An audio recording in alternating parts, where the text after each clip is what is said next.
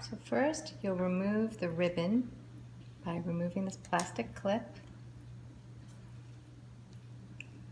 and you will lace it through the eye of the plastic needle, leaving about a 3-inch tail.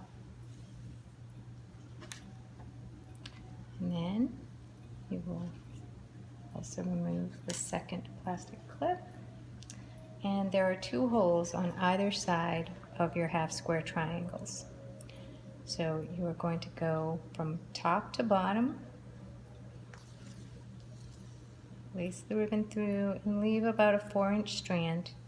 And then we're going to come over the top. This is called an overcast stitch because we're going over the top.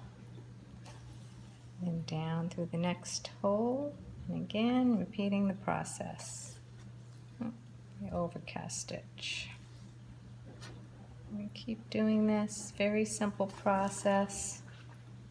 Sometimes this will twist, and depending on the person, people like to sometimes straighten it out, but you don't really have to. You'll notice that you have some tactile borders on the holes, so somebody who cannot see can easily feel the tactile borders. So if they go from one to the next, they can feel where to insert the needle.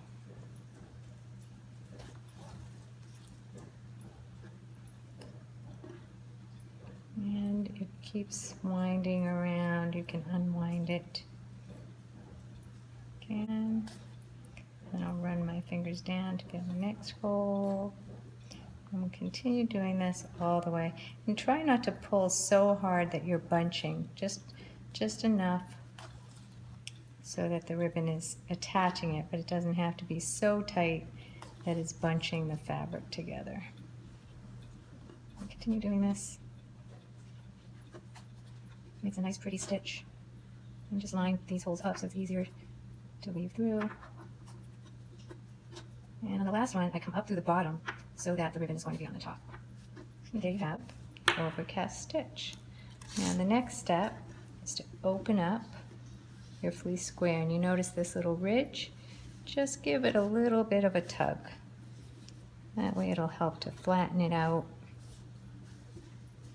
And you have your 2 colored square, fleece square, now ready to use in your quilt.